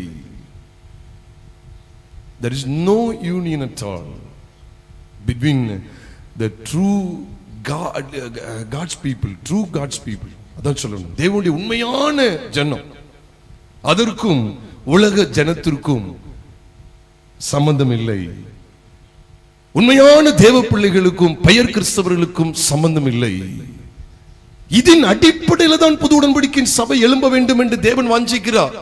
அதை எல்லாத்தையும் உள்ள கொண்டு போடுங்க, அவங்களையும் உள்ள கொண்டு போடுங்க, நம்மளும் உள்ள போயிருவோம். அவங்களோடு அவங்களா, இவங்களோடு அவர்களா, நம்மளோடு அவர்கள், அவர்களோடு நம்ம. இது கிடையாது. இதுக்கு சமரசமே கிடையாது. There is no compromise at all with the worldly church, with the worldly people. கண்டறியறாங்க எதன் அடிப்படையில் கட்டப்பட்டது. அந்த சமயத்துல வேலையே நிப்பாட்டிட்டாங்க. உங்களுக்கு தெரியும். அந்த எஸ்ரா 4வது அதிகாரம் முழுக்க வாசிச்சு பாருங்க. இவங்க என்ன சொல்லி நிப்பாட்டினாங்க தெரியுமா? ராஜா உங்களுக்கு பணம் வராது, தீர்வு கொடுக்க மாட்டாங்க, பகுதி கொடுக்க மாட்டாங்க, உங்களுக்கு அது வராது, இது வராது. இவங்க புது உடன்படிக்கை சபைன்னு சொல்றாங்க, தசமபாகம் கிடையாதுன்னு சொல்றாங்க. தசமபாகம் நீங்க உண்டுன்னு சொல்றீங்க. இந்த உபதேசத்தோட அவங்க சேர மாட்டாங்க, மனப்பூர்வமா கொடுக்கறவங்களை தான் வாங்கணும்னு சொல்லி பைபிள்ல போட்டிருக்குன்னு சொல்லிக்கிட்டு இருக்காங்க. ராஜா உங்க தீர்வு வராது, பகுதி கட்ட மாட்டாங்க, பணம் வராது. பணாச எல்லாத்தையுமே வேற இருக்கு சொன்ன அவன் பாக்குறான். மேலிடமே பணத்தை தானே நிக்கி. கோடி கொடுத்தாலும் என்னது கேஸ் இல்லாம ஆக்கிடலாம். கோடி கொடுத்தாலும் நிறுத்தப்பட்ட எலெக்ஷனை கூட என்ன செஞ்சிடலாம், கொண்டு வந்துடலாம், தடையும் பண்ணிடலாம். மேலிருந்து உத்தரவு கொடுத்து நிப்பாட்டிட்டாங்க, நீ ஆலயத்தையே கட்ட வேண்டாம் அப்படின்னு சொல்லி. அதுக்கப்புறம் ஆண்டவர் பார்த்தார் பாருங்க. 5வது அதிகாரம் துவக்கத்திலேயே ஆகாய் சகரியா 2 தீர்க்கதரிசிகளை எழுப்பிட்டார். இந்த சத்தியங்கள் குறித்து தான் ஆகாய் 1வது அதிகாரம் 1ஆம் வசனத்திலும் சகரியா 1வது அதிகாரம் முதல் 2 வசனங்களையும் வாசிக்கும் போது தரிய அரசாண்ட 2ஆம் வருஷத்திலே, தரிய அரசாண்ட 2ஆம் வருஷத்திலே முதல்ல ஒருத்தனுக்கு 6ஆம் மாசம், யாருக்கு? ஆகாய்க்கு 6ஆம் மாசத்துல தீர்க்கதரிசன வார்த்தை கிடைக்கு. கர்த்தரிடத்துல இருந்து வார்த்தை வெளிப்படுது, ஜனங்களுக்கு உரைக்கிறார். சகரியாவுக்கு வெளிப்படுத்தப்படும் போது 8ஆம் மாசத்துல நினைக்கிறேன், அதாவது 2ஆம் வருஷம் 8வது மாதம், 2 மாசம் வித்தியாசம் இருக்கும். ஆனா அதே வருஷம் தரிய அரசாண்ட 2ஆம் வருஷம். ஆனா வேதத்துல சொல்லப்பட்டிருக்கு தரிய அரசாண்ட 6வது வருஷத்துல ஆலயம் கட்டி முடிக்கப்பட்டு. அப்ப இவங்க எழும்பி வந்ததுல 4 வருஷம் கிட்டத்தட்ட ஒரு தடையை உண்டாக்கிட்டாங்க. கிட்டத்தட்ட எத்தனை வருஷம்? கிட்டத்தட்ட 4 வருஷம். ஏன்னா எல்லாத்தையும் நம்ம காண்பிக்க நேரம் நீங்க வீட்டுல வாசிங்க, நம்ம இல்லாத சொல்லல, இருக்கிறது உங்களோடு பகிர்ந்து கொள்றேன். எஸ்ரா 4வது அதிகாரம் 5வது அதிகாரம் 6வது அதிகாரம் இந்த முழுக்க வாசு பாருங்க. தரிய அரசாண்ட 6வது வருஷத்துல இதை கட்டி முடிச்சாச்சு. அப்ப தரிய அரசாண்ட 2வது வருஷத்துல தான் ஆகாயின் சகரியாவின் தேவன் எழுப்புகிறார். அதுதான் நீங்க சகரியா புஸ்தகம் 1வது துவக்கத்திலையும் ஆகாய் புஸ்தகம் 1வது துவக்கத்திலையும் வாசு பார்த்தீங்கன்னா அவங்க தரிய அரசாண்ட 2ஆம் வருஷம் கர்த்தருக்கா எழும்புவாங்க. தரிய அரசாட்சிக்கு வரும்போது கிமு 522, கிட்டத்தட்ட கிமு 522. அப்ப இவங்க தீர்க்கதரிசனம் சொன்ன வருஷம் எத்தனை வருஷம் சொல்லுங்க பாப்போம்? கிமு 520. கரெக்ட். கிமு 520 தான், கிட்டத்தட்ட இந்த 20 தான் இவங்க தீர்க்கதரிசனம் சொல்ல ஆரம்பிக்காங்க. அங்க எல்லாம் கட்டி முடிக்கப்பட்டுட்டு அவனுடைய ஆட்சி காலம் எப்போ வருதுன்னு கேட்டா 16ல தான் அவனுக்கு 6வது வருஷம் 516. அதனாலதான் உங்கள்கிட்ட சொன்னேன் 36ல வெளியே வந்த கூட்டம் 16ல தான் கட்டியே முடிக்கி. இந்த 20 வருஷ காலத்தினுடைய கதை என்ன அப்படின்னு கேட்டா பயங்கர எதிர்ப்புகள், பல உபத்திரவங்கள், சபை நெருக்கப்படுது பாருங்க. நமக்கு தெரியும் அப்போஸ்தலர் 8வது அதிகாரம் 1ஆம் வசனத்துல பார்க்கிறோம், அக்காலத்தில் எருசலேமில் இருந்த சபைக்கு மிகுந்த துன்பம் உண்டாயிற்று, சிதறப்பட்டவர்கள் எங்கும் தெரிந்து சுவிசேஷத்தை பிரசங்கித்தார்கள். எருசலேமில் இருந்த சபைக்கு மிகுந்த துன்பம். இதெல்லாம் இந்த பாதையிலேயே வந்த ஜனங்கள் எதை அறிவிக்க ஆரம்பிச்சாங்கன்னா, அப்போஸ்தலர் 14வது அதிகாரத்துல பார்க்கிறோம். அப்போஸ்தலர் 14வது அதிகாரம் 22வது வசனத்துல நாம் பார்க்கிறோம். அவர்கள் சீஷருடைய மனதை திடப்படுத்தி, அவர்களுக்கு புத்தி சொல்லி, அவர்களுடைய மனதை திடப்படுத்தி, விசுவாசத்தில் நிலைத்திருக்கும்படிக்கு அவருக்கு புத்தி சொல்லி, அவருடைய மனதை திடப்படுத்தி, நாம் அநேக உபத்திரவங்களின் வழியாய் தேவனுடைய ராஜ்யத்தில் பிரவேசிக்க வேண்டும் என்று சொன்னார்கள். அநேக உபத்திரவங்களின் வழியா. யார் அவர்கள்? புது உடன்படிக்கையின் சபை. புது உடன்படிக்கையின் சபை எப்படிதான் கட்டி எழுப்பப்படும்? உங்களை என்னை ஆண்டு எப்படிதான் கட்டி எழுப்புவார்? வேதம் சொல்லுது, அநேக உபத்திரவங்களின் வழியாய் தேவனுடைய ராஜ்யத்தில் பிரவேசிக்க வேண்டும். புது உடன்படிக்கைக்கு அடையாளமாய் புது உடன்படிக்கையின் சபையாகிய அப்போஸ்தலனாகிய பவுலும் என்ன சொன்னார் தெரியுமா? அப்போஸ்தலர் நடபடிகள் 20வது அதிகாரம் 23ஆம் வசனத்தில் வாசிக்கும் போது அங்கே சொல்லுகிறார், கட்டுகளும் உபத்திரவங்களும் எனக்கு வைத்திருக்கிறது என்று ஆவியானவர் பட்டணந்தோறும் தெரிவிக்கிறதை மாத்திரம் அறிந்திருக்கிறேன். பட்டணந்தோறும் அதுதான் இருக்கு. புது உடன்படிக்கையின் சபை யார்? பவுல் அப்ப புது உடன்படிக்கையின் சபையார் தானே, இல்லையா? அவர் பழைய உடன்படிக்கையா? அவரும் புது உடன்படிக்கையின் சபை. நாமும் புது உடன்படிக்கையின் சபையா? பட்டணந்தோறும் என்ன இருக்கு? கட்டுகளும் உபத்திரவங்கள் இருக்கு. இதற்கு நடுவில் தான் புது உடன்படிக்கையின் சபை கட்டி எழுப்பப்படும். அந்த 2 பேர்ல ஒருத்தருக்கு பொன்னாட போட்டாதான் ஜெய்ஜென் வாழலாமே. திடீர்னு பார்த்த ஒரு ஊழியர் இவங்க சார்பில் இருந்தாரு, திடீர்னு பார்த்தா இவங்க ஜெயிக்கிற மாதிரி வந்தோன்னு இப்ப அங்க பார்த்தா அங்க பொன்னாட போட்டுட்டு இருக்காரு. என்னையா கதை? பணம் 10 செய்யும் சொல்லி இருக்கு, பாதாளம் வரைக்கும் செல்லும் சொல்றாங்க. இவங்களை நம்பி நம்ம என்ன செய்ய போறோம்? சோத்துக்கு திண்டாடுற கதைன்னு ஒரு கதை சொல்லுவாங்க. அந்த கதையாயிராம மிகவும் ஜாக்கிரதையா இருக்க வேண்டியது பிரியமானவர்கள. நான் பெருமைக்காக சொல்ல நினைச்சிடாதீங்க. முகஸ்துதிக்கு செய்யறது கிடையாது. முகஸ்துதி நான் செய்ய மாட்டேன். அடுத்த தடவை நான் கூப்பிடாம அப்படியே போனாலும் பரவாயில்ல, நான் எங்கனாலும் இதை சொல்றது இல்லை. முகஸ்துதிக்கு எதுவும் பேசுறது இல்லை. இப்படிப்பட்ட விசேஷ கூடுகை இல்லைன்னா நீங்களாம் என்னைக்கும் அழிஞ்சு போயிருக்கும். பாரம்பரியத்தில் சொன்ன கேட்க மாட்டாங்க. அதுதான் முக்கியம் போறாங்க. அது சொகுசான ஊழியம். இங்க சேர்ந்துக்கலாம், அங்க சேரலாம், அங்க இருந்து இங்க போய்க்கலாம், அங்க கொடி பிடிக்கலாம், அங்க கொடி இங்க கொடி இறங்குற மாதிரி இருந்தா அங்க கொடி ஏத்தலாம், நல்ல ஜாலியா போய்கிட்டு இருக்கலாம். இது அங்க காக்கா பிடிச்சா பணம் கிடைக்கும். சமீபத்தில் சொன்னாங்க, இங்குள்ள முக்கியஸ்தர்கள்லாம் என்ன பண்றாங்க? டீ குடிக்க குற்றாலத்துக்கு போயிருக்காங்க. இந்த கேவலத்தை பார்த்தீங்களா? சபையை நடத்தக்கூடிய மேய்ப்பர்கள் டீ குடிக்க அங்க திருநெல்வேலிக்கு சாதாரணமா கார் எடுத்துட்டு போயிட்டு அப்புறம் குற்றாலத்தில் போய் டீ குடிச்சிட்டு அப்புறம் என்னது பந்தாவா என்னது கயிறு கட்டின நாட்கள் தான் சொல்றேன். சிகரெட்டை நல்லா பத்த வச்சு ஊதிட்டு கூட இருந்து பார்த்தவர் எங்க அண்ணன் தான். அவர் தான் சொன்னார், இப்படி லட்சணத்துல போய்கிட்டு இருக்குன்னா இவங்களோடு சமரசம் பண்ணுகிற சபை புது உடன்படிக்கையின் சபை அல்ல. புது உடன்படிக்கையின் சபை என்ன? அவங்க பாருங்க, அவங்க என்ன சொன்னாங்க தெரியுமா? நாங்களும் பலியிடுவோம் சொன்னாங்க. செலவு பெற்ற உபதேசம் நாங்களும் சொல்றோம். நாங்களும் உங்கள் தேவனுக்கு என்ன செய்வோம்? பலியிடுவோம். நாங்களும் உங்களை போலவே நீங்க எப்படி தேவனை நாடுறீங்களோ நாங்களும் உங்களை தேவனை நாடுவோம். தூக்கி தள்ளிட்டாங்க. நீங்க எங்களோட சம்பந்தப்பட முடியாது. உடனே உங்களுக்கு கோபம் வருது. அப்ப மேல நீதிபதிட்டு கொடுத்துட வேண்டியதுதான், அது மாடரேட்டருக்கு கொடுத்துட வேண்டியது, லெட்டர் கொடுத்துட வேண்டியதான். ஒத்து வராது இது. ஆமா, ஒத்து வராது. உன்னை வச்சு ஒரு பிரோஜனமும் கிடையாது, ஒரு காசுக்கும் பிரோஜனம் கிடையாது. இல்ல சபையை மேய்ப்பதற்கு தகுதியே கிடையாது. கயிறை கலத்திட்டு வெளியே போகும்போதல்ல, ரட்சிப்பே கிடையாது. நீ ரட்சிக்கப்பட்டிருக்கிறாயா? ரட்சிப்பே கிடையாது. ஆவிக்குரிய வட்டத்திலும் பார்த்தா தசமாவம் கொண்டா அந்த காணிக்கை. சர்ச்சுக்கு போயிருக்கேன், கவரை பார்த்தா எத்தனை காணிக்கை போட்டிருக்காங்க. மிஸ்டரி காணிக்கை, ஸ்தோத்திர காணிக்கை, அப்புறம் என்னது தசம பாக காணிக்கை, பொருத்தனை காணிக்கை, மகிழ்வித்து மகிழ், ஸ்தோத்திர காணிக்கை, மிஸ்டரி, இப்படி போட்டுக்கிட்டே இருக்காங்க. 8 10 இருக்கு. நீ திருந்தவே மாட்டாயா? அதனாலதான் அவங்க பார்த்தாங்க, இந்த டீமும் நமக்கு சமரசம் ஆகாது. அந்த டீமுக்கு பணத்தை பத்தி பேசினா இறங்கிடுவாங்க. உங்க பகுதி கட்ட மாட்டாங்க, தீர்வு கிடைக்காது, உனக்கு வரக்கூடிய வரி கிடைக்காது, பணம் கிடைக்காதுன்னு சொன்ன உடனே அப்போ நிறுத்துங்க.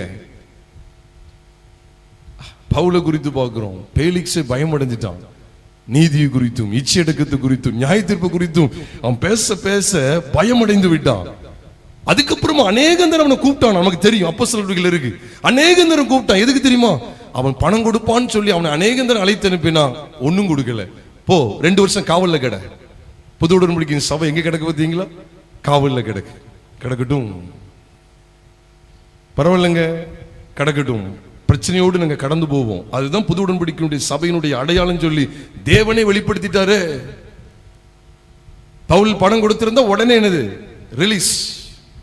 உடனே ரிலீஸ் ஆக்கிடுவோம். உடனே யார் மேல என்னென்ன கம்ப்ளைண்ட் அவ்வளவு வெளியே வந்துடும். எல்லாத்தையும் வெளியே ரிலீஸ் பண்ணி விடுதலை பண்ணிடுவோம். நீ விடுதலையே பண்ண வேண்டாம். அநேக தடவை கூப்பிட்டு விடுறான் பேலிக்ஸ். இப்பமாவது பணம் கொடுத்துருவானா? பேசி பேசி பார்க்க இல்ல. இந்த புது உடன்படிக்கையின் சபை பணத்துக்கு சமரசம் ஆகாது.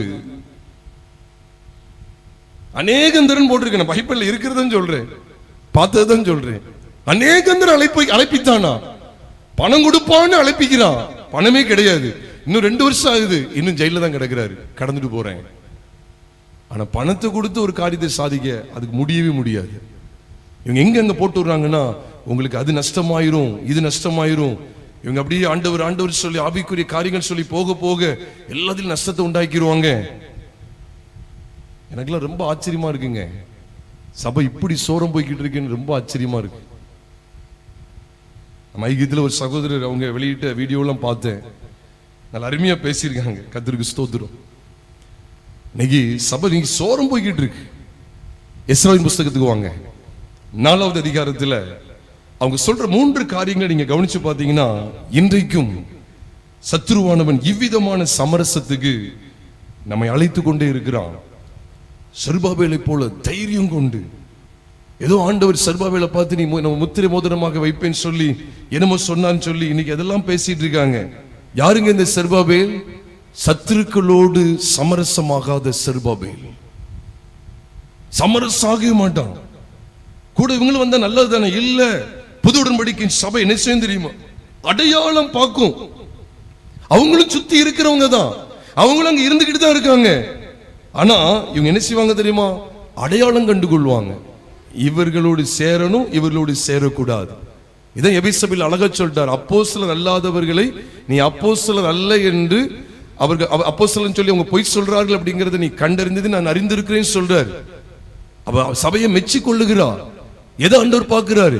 இப்போ அப்போஸ்தலர், நாங்கள் அப்போஸ்தலர் தான் அப்படின்னு சொல்லி அவங்களோட இணைஞ்சு வர்றாங்க. இல்ல நீங்க அப்போஸ்தலர் கிடையாது, நீங்க உங்களாலே சபையை கட்ட முடியும், நாங்க வேற நீங்க வேறன்னு சொல்லி அவங்களை பிரிச்சுட்டாங்க. ஆண்டவர் பிலதெல்பியா சபைக்கு கூட ஆண்டவர் சொல்றார், சாத்தானுடைய கூட்டத்தில் உங்களுக்கு கொஞ்சம் பேரை கொடுப்பேன்னு சொல்றார். கொடுக்கன்னு சொன்னாரா இல்லையா? பிலதெல்பியா சபைக்கு வருவோம். வெளிப்படுத்தல் 3வது அதிகாரம். 3வது அதிகாரத்தில் அங்கே நாம் பார்க்கலாம். 3வது அதிகாரத்தில் 9வது வசனத்தை நாம் வாசிக்க கேட்கலாம். இதோ யூதர் அல்லாதிருந்தும் தங்களை யூதர் என்று பொய் சொல்லுகிறவர்களாகிய சாத்தானுடைய கூட்டத்தாரில் சிலரை உனக்கு கொடுப்பேன். உனக்கு கொடுப்பேன். அவங்க தலைக்கு மேல ஏற மாட்டாங்க. எங்க கொண்டு வந்துருவாருன்னா, வாசிக்க. இதோ அவர்கள் உன் பாதங்களுக்கு முன்பாக வந்து பணிந்து நான் உன்மேல் அன்பாயிருக்கிறதை அறிந்து கொள்ளும்படி செய்வேன். சாத்தானுடைய கூட்டத்தாரில் சிலரை சபை கொடுக்கிறாரு பாருங்க. ஏன்னா அவர் அதை பார்த்துக்கிட்டே இருக்கிறாரு. நீ எல்லாமே நம்ம டெஸ்ட் தானே. இப்ப செர்பாபேலோடு இருந்த அந்த கூட்டம், செர்பாபேல் பிரதான ஆசாரியனாகிய யோசுவா, இந்த கூட்டத்தை சந்திக்க வந்த கூட்டத்தை அனுமதிச்சது யாருதான்? தேவன் தான். இவங்களை பார்க்கிறாரு.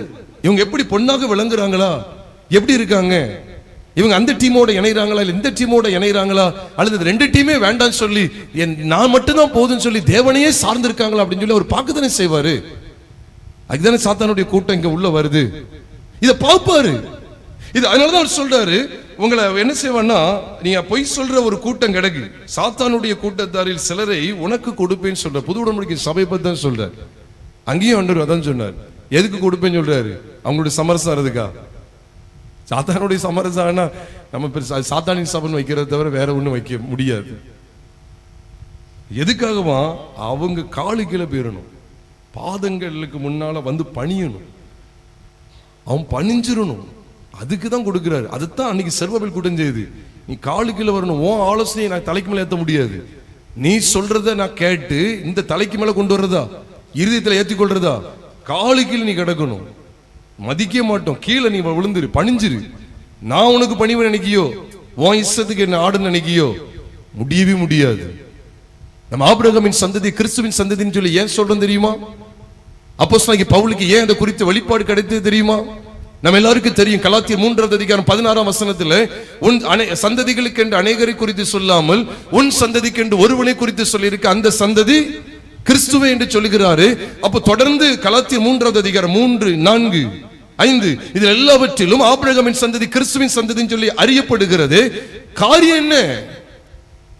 ஆபிரகாம் ஜெயம் பெற்று வருகிறான். நல்ல கவனிங்க. ஆபிரகாம் ஜெயம் பெற்று வருகிற காட்சியை ஆதியாகமத்தின் புத்தகம் 14வது அதிகாரம் கடைசி பகுதியில் பார்க்கிறோம். அப்ப ஜெயம் எடுத்து வருகிற போது ஏறக்குறைய 5 ராஜாக்களை மேற்கொண்டு ஜெயம் எடுத்து அவனும் அவனோடு கூட ஏறக்குறைய 318 பேர் கூட அப்படி வந்துகிட்டு இருக்கிற போது எவ்வளவு களைப்பாய் வந்திருப்பாங்க. இப்ப இங்க யாரை சந்திக்கிறாங்க? மெல்கிசேதேக்கை சந்திக்கிறாங்க. சாலேமின் ராஜாவும் நீதியின் ராஜா சாலேமின் ராஜா தேவனுடைய ஆசாரியனுமா இருந்தானா. அவனை சந்திக்கிறாங்க. சந்திக்கும் போது அவன் என்ன கொண்டு வந்து கொடுத்தான் தெரியுமா? 2 தான் வந்து கொடுத்தான். ஒன்னு அப்பம், இன்னொன்னு என்னது? திராட்சரசம். நீ ரொம்ப அமைதியா இருக்கீங்களே. நான் உடனே படிச்சு வந்து நினைச்சிடாங்க, எப்பவுமே படிச்சது இதெல்லாம் கூட பேசிட்டே வர பிரியமானவர்களே. அப்போ மெல்கிசேதேக்குடைய கரத்திலிருந்து அப்பமும் அப்பங்களும் திராட்சரசமும் கொடுக்கப்படுது. நமக்கு தெரியும் மெல்கிசேதேக்கின்படி என்றென்றைக்கும் ஆசாரியரா இருக்க, பிரதான ஆசாரியர் இருக்கக்கூடியவர் யாரு? மெல்கிசேதேக்கின் முறைமைனாலே அது யாரதான் குறிக்கும்? கர்த்தராகிய இயேசு கிறிஸ்து. ஏனென்றால் சங்கீதம் 110 சங்கீதம் 4ஆம் வசனத்துல போட்டிருக்கு, நீர் மெல்கிசேதேக்கின் முறைமையின்படி என்றென்றைக்கும் ஆசாரியரா இருக்கிறீர், மனம் மாறாமலும் இருப்பீர், மனம் மாறாமலும் இருப்பார். சங்கீதம் 110 4வது வசனத்துல சொல்லப்பட்டிருக்கு. எபிரேயர் 5வது அதிகாரத்திலையும் எபிரேயர் 7வது அதிகாரத்திலையும் இந்த மெல்கிசேதேக்கின் முறைமையின்படியான ஆசாரித்துவத்தை ஆண்டவர் காண்பித்துக் கொண்டே இருக்கிறார். ஆரோனுடைய ஆசாரித்துவம் அல்ல, மெல்கிசேதேக்கின் முறைமையின்படி யூதா கோத்திரத்திலிருந்து வேறொரு ஆசாரியர் எழும்ப வேண்டுவது என்ன, எல்லாம் வெட்ட வெளிச்சமா இருக்கு. மெல்கிசேதேக்கை சந்திச்ச உடனே நல்லா நீங்க விளங்கிக் கொள்ளணும். மெல்கிசேதேக்கை சந்திக்கிறாங்க, அதெல்லாம் ஒரு மகிமையான வெளிப்பாடு. அப்பமும் திராட்சரசம் நமக்கு தெரியும். அந்த அப்பம் கர்த்தராகிய இயேசு கிறிஸ்துவின் சரீரத்துக்கும் அந்த திராட்சரசம் கர்த்தராகிய இயேசு கிறிஸ்துவினுடைய இரத்தத்துக்கும் அடையாளமாக இருக்கிறது. அதை வைத்துதான் புது உடன்படிக்கையின் சபை ஏற்படுத்தப்படுகிறது. சபையை குறித்த வெளிப்பாடு தான் அவங்க அந்த ஆபிரகாமின் சந்ததிக்கு கொடுக்கப்படுகிறது. இப்ப கிறிஸ்துவின் சந்ததி தான் உன் சந்ததி, உன் சந்ததி தான் கிறிஸ்துவின் சந்ததின்னு அன்னைக்கே அடையாளப்படுத்திட்டார். நம்ம அதை அறிந்து கொள்ளணும். ஏதோ களைப்பாய் வந்தாங்க திராட்சரசி அப்பத்தையும் கொடுத்து ஏதோ போஷிக்க நினைச்சிட வேண்டாம். உண்மையான தாத்பரியம் எழுத்தின்படியான அர்த்தம் அவனை பசி ஆத்துறதுக்கு, அவன் களைப்பை போக்குறதுக்கு.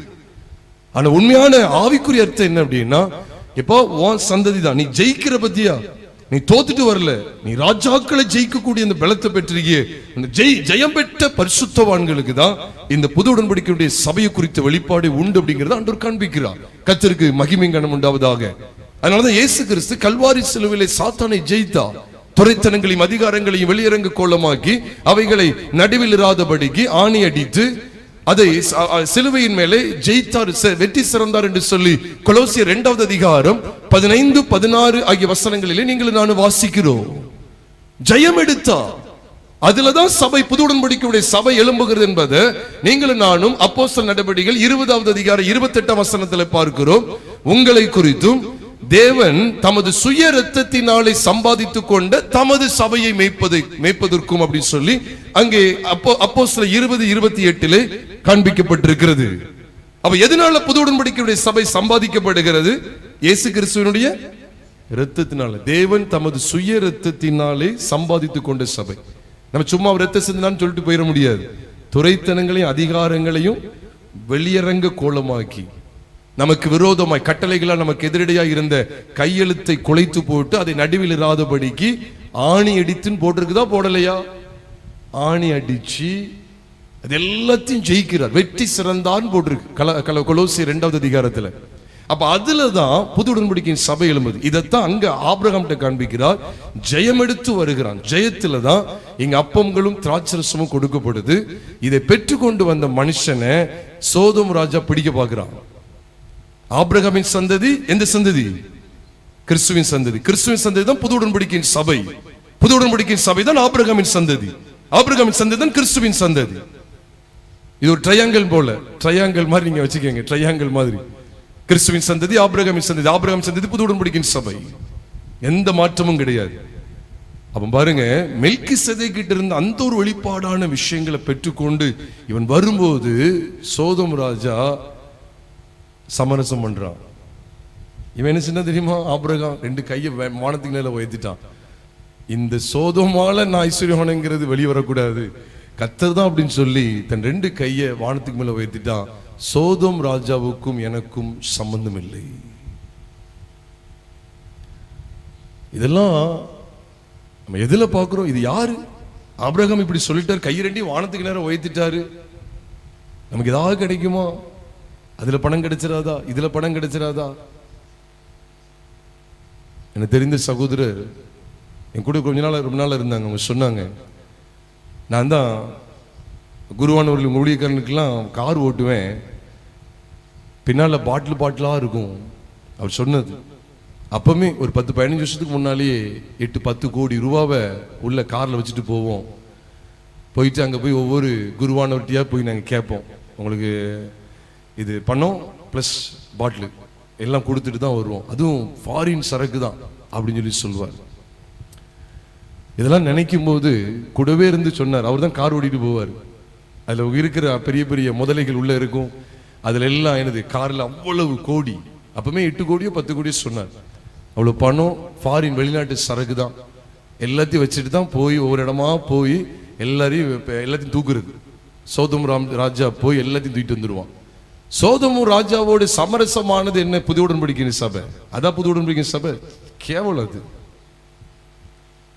அது புது உடன்படிக்கை சபையே கிடையாது. சும்மா சொல்லிக்கலாம், கர்த்தர் உங்களோடு இருப்பாராக, அவர் உமது ஆவியோடு இருப்பாராக, சும்மா சொல்லிக்கலாம். பாட்டிலோடு இருப்பார். பிரியமானவர்களே, ஜாக்கிரதை பிரியமானவர்களே, கவனம் பிரியமானவர்களே. நீ எவ்வளவு சத்தியங்களை கேட்டாலும் நம்ம அங்கதான் எஸ்என்ஜி இதோட தான் கிடக்கும். சத்தியத்துக்காக வைராக்கியம் பாராட்டுங்க, சத்தியத்துக்காக வைராக்கியம் பாராட்டுங்க. இங்க வேதத்துல பார்க்கிறோம், ஆபிரகாமின் சந்ததி. எதனால அந்த ஆபிரகாமின் சந்ததி கிறிஸ்துவின் சந்ததியாய் புது உடன்படிக்கையின் சபையாக அறியப்படுகிறது? சோதமோடு இவன் சமரசம் ஆக மாட்டான். கை 2 வைத்துட்டான் பாருங்க. சரட்டையாகிலும் நான் எடுத்துக்கொள்ளேன்னு சொல்லிட்டான். குதிரைக்கு கட்டுவாங்க அந்த ஒரு சரட்டை இந்த சரட்டை நினைச்சிடாங்க. சரட்டை அப்படின்னு சொன்னா குதிரைக்கு கட்டக்கூடிய இது, அது கூட எனக்கு வேண்டாம், தள்ளிட்டான். குதிரை என்ன குதிரைக்கு கட்டக்கூடிய அந்த சரட்டை கூட எனக்கு வேண்டாம் அப்படின்னு சொல்லிட்டார். எந்த அளவுக்கு கையை உதறிட்டார் பாருங்க, உதறிட்டார். நான் கையை வானத்துக்கு நேரம் எடுக்க, எனக்கு அவரு தான் எனக்கு அப்படின்னு சொல்லி. மெல்கிசேதேக்கினுடைய முறைமையின்படியான அந்த ஆசாரித்துவத்தை பெற்றுக்கொண்ட மனுஷன், அதிலிருந்து அப்பங்களும் திராட்சரசம் பெற்றுக்கொண்டதுன்னா எதை காண்பிக்க தெரியுமா? அவருடைய இரத்தத்தினாலே. வசனம் சொல்லுகிறது, வெளிப்படுத்தல் 1 அதிகாரம் 6 வசனத்துல பார்க்கிறோம், நம்மிடத்தில் அன்பு கூர்ந்து நம்முடைய பாவங்கள் நம்மை அவருடைய இரத்தத்தினாலே நம்முடைய பாவங்களற நம்மை கழுவி நம்மை பிதாவாகிய தேவனுக்கு முன்பாக ராஜாக்களும் ஆசாரிகளும் ஆக்கின அவருக்கே மகிமை வல்லமையும் என்னென்னைக்கு உண்டாயிருப்பதாக ஆமென் என்று வேதத்தில் வாசிக்கிறோமே. அப்போ அந்த இரத்தத்தினால் அவருடைய சரீரம், அவருடைய இரத்தம் அங்க வெளிப்படுத்தப்பட்டிருக்கா இல்லையா? ரத்தன சும்மா ஒரு வானத்திலிருந்து வரும், அவருடைய சரீரத்திலிருந்து வருது. அப்ப அந்த அப்பமும் திராட்சரசத்தினுடைய வெளிப்பாடு என்ன? உங்களை என்னை ஆண்டவர் ராஜாக்களும் ஆசாரிகளும் ஆக்கிட்டார். அதனாலதான் இந்த ராஜாவுக்கு டாடா சொல்றேன், வேண்டாம் எனக்கு உலகத்தோடு சமரசமாகாது. சோதம் வேற. ஏன்னா சோதம் என்ன நினைக்கிறேன்னா நம்ம இணைஞ்சுக்கிடுவோம், நம்ம இணைஞ்சுக்கிடுவோம். இல்ல இல்ல இல்ல, புது உடன்படிக்கையுடைய சபை சத்துக்களோட இணையாது. நீ என்னதான் என்ன சுத்தி இருந்தாலும் நான் உன் கூட இணைய மாட்டேன். அதனாலதான் அவங்க சொன்னாங்க, இதுக்கு மத்தியில தான் புது உடன்படிக்கையுடைய சபை எழும்பினது. அப்ப அன்றைக்குள்ள அப்போஸ்தலர்களுக்கு தெரியாதா? பிரதான ஆசாரியரை காக்கா பிடிச்சதான் போதுமே, நல்ல ஜாம்ஜான் வச்சிருப்பாங்களே, வேதபாரருக்கு நல்ல சளி கடிச்சாதான் போதுமே.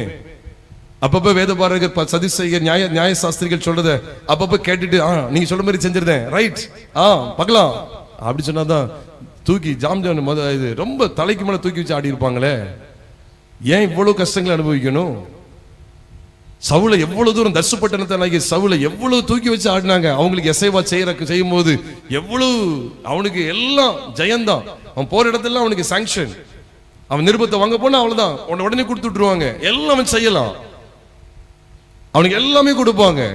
ஆனா புது உடன்படிக்கை சபை தரமான இடத்துக்கு அவன் வரும்போது இங்கேயும் அங்கேயும் சேரவே மாட்டேங்குது. அவன் உள்ள வந்த உடனேயே அவனை கொலை செய்ய தீர்மானிக்காங்க. எல்லாம் வசனத்துல இருக்கணும், சும்மா சொல்லல. அப்போஸ்தலர் 9வது அதிகார துவக்கத்துல கர்த்தருடைய சந்திக்கிறான். அதுக்கப்புறம் அனனியாவை நேர்த்தெருவுக்கு அனுப்பி இப்பொழுது அவன் ஜெபம் பண்ணுகிறான். அவனுடைய கண்களில் சதுகள் விழுகிறது, அவன் பார்வையடைகிறான், ஞானஸ்தானம் பெறுகிறான், பலப்படுகிறான், கர்த்தரை அறிவிக்கிறான். அவ்வளவுதான். உடனே அதுக்கு அதே அதிகாரத்துல தான் இருக்கு. சவுலை கொலை செய்யறதுக்கு திட்டம் பண்ணிட்டாங்க. சமரசம் ஆயிட வேண்டியதானே. என்னையா ஒரு 3 நாளுக்கு முன்னால வரைக்கும் என் கூட நல்ல ராசியா இருந்த ஆட்கள் இப்ப என்ன 3 நாளுக்கு அப்புறம் இப்படி ஆறாங்க கேட்டா, ஆமா, என்னைக்குமே புது உடன்படிக்கையுடைய சபை தேவனை அறியாமல் ஆலயத்துக்கு போகிறவர்களுக்கு என்னைக்குமே எதிரிதான். இதை விளங்கி கொள்ளுங்க. தயவுசெய்து சொல்றேன், தேவன் அருவருக்கிற காரியங்கள்லாம் விட்டு விலகிருங்க. ஒரு சாதாரண ஒரு கிராமத்தில் இருக்கிற ஒரு ஊழியக்காரர்களை கொண்டு கூட நம்ம வீட்டில் ஜோமம் நடத்திடலாம். ஆனா இந்த ரட்சிக்கப்படாத ஆட்களை கூப்பிடாதீங்க, தயவுசெய்து கூப்பிடாதீங்க. கத்து நாளைக்கு உங்கள்கிட்ட கணக்கு கேட்பார். ரட்சிக்கப்படாத ஆட்கள் நமக்கு எதுக்குங்க? நீங்க எதுக்கு சொல்லுங்க? எதுக்கு? கல்லறை தர மாட்டாங்களா? கல்யாணத்துக்கும் கல்லறைக்கும் தானா? முதல் நூற்றாண்டுல பல ஆயிரக்கணக்கான கிறிஸ்தவர்கள் இரத்த சாட்சியா மரிச்சாங்க. சிங்கம் விழுங்கிட்டுங்க, சாப்பிட்டு அவனை அப்படி சாப்பிட்டுட்டு விழுங்கிட்டு தீக்கி இறையாக்குனாங்க. சாம்பல் அப்படியே மண்ணோடு மண்ணா போயிட்டு. அவங்களுக்கு அடக்காரதனை நடத்தலையா? அடக்காரனை யாருங்க நடத்தினாப்போ?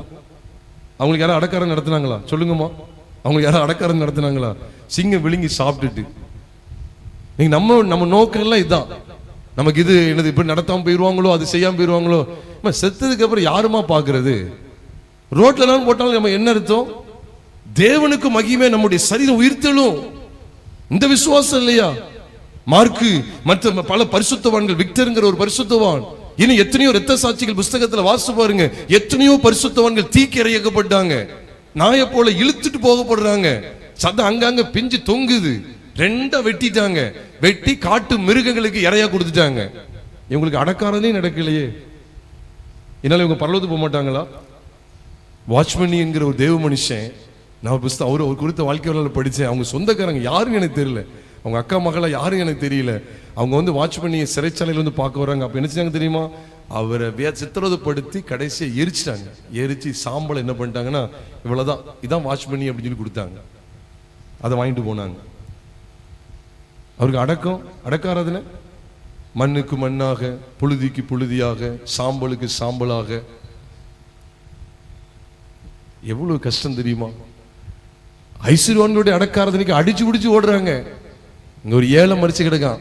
தம்பி, உபதேசர் தம்பி தானே? தம்பி அது முடிச்சிருங்க தம்பி, ஐயாவுக்கு கொஞ்சம் பிஸியா இருக்கேன், கொஞ்சம் அங்க முடிச்சிருங்க. எவ்வளவு துணிகிறோம். இதுதான் எல்லா இடங்களிலும் இது இப்படிதான் இருக்கு. எல்லாம் பணம். இந்த பணத்துக்கு அங்க இடம் கொடுக்கும் போது இங்க வேலை ஸ்டாப் பண்ணப்படுது.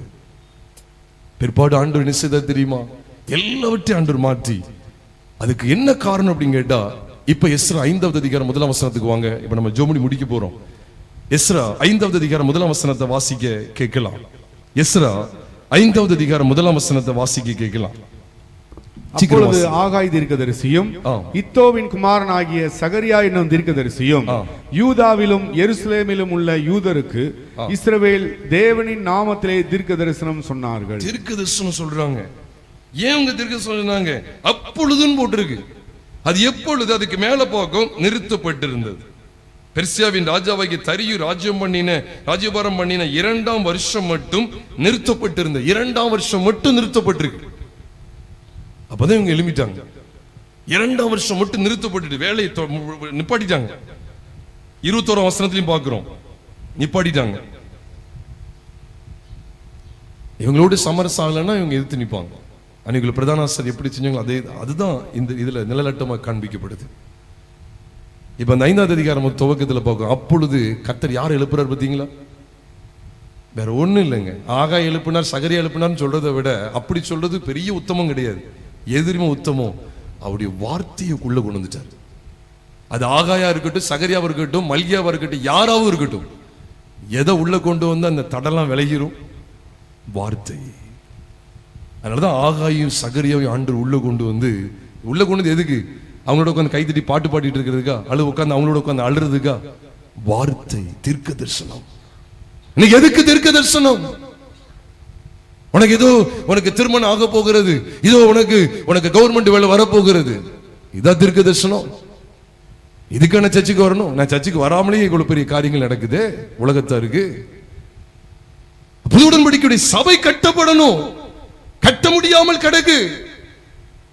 எதிரிகளுடைய சூழ்ச்சி, சோர்வு, இதன் அடிப்படையில் கட்ட முடியாம கிடக்கு. என்ன செஞ்சாங்க தெரியுமா? வார்த்தையை கொடுக்க கொடுக்க கொடுக்க அங்க இன்னொரு நகல் போயிட்டு, ஒரு நகல் போனோன்னு தடுக்கிறாங்க. இப்ப இன்னொரு நகல் உள்ள போகுது. அதுல கோரேஸ் ராஜா எழுதினத அப்படியே வாசிக்க வாசிக்க வாசிக்க இப்போ நிறுத்தப்பட்டது, இப்போ கண்டினியூ தொடரப்படுகிறது. தொடரப்பட்டு என்ன செய்ய தெரியுமா? அவங்களுக்கு வேண்டிய எல்லாம் உப்பு முதற்கொண்டு வந்துட்டு போங்க, சாப்பிட்றதுக்கு உப்பு கூட நீ கொடுத்துருன்னு சொல்லிட்டாரு. அவங்க சொன்னாங்க நாங்க உப்பு போட்டு சாப்பிடுறோம், நீங்க ஒண்ணுல ரெண்டுல தான் ஒண்ணு பாத்துருங்க அப்படின்னு சொல்லி குற்றப்படுத்துறாங்க. உப்பெல்லாம் கொடுக்கிறாரு, உப்பு அவங்களுக்கு வேண்டிய எல்லா பொருட்கள் எல்லாம் கொடுத்து சூப்பரா கட்டுறதுக்கு அங்கிருந்து வருது. நான் சொல்றேன், கர்த்தருடைய வார்த்தை வரணும் பிரியமான, அதான் நம்மளை கட்டி எழுப்போம். எதுக்கு வார்த்தை? புது உடன்படிக்கையுடைய சபையை கட்டி எழுப்பணும்.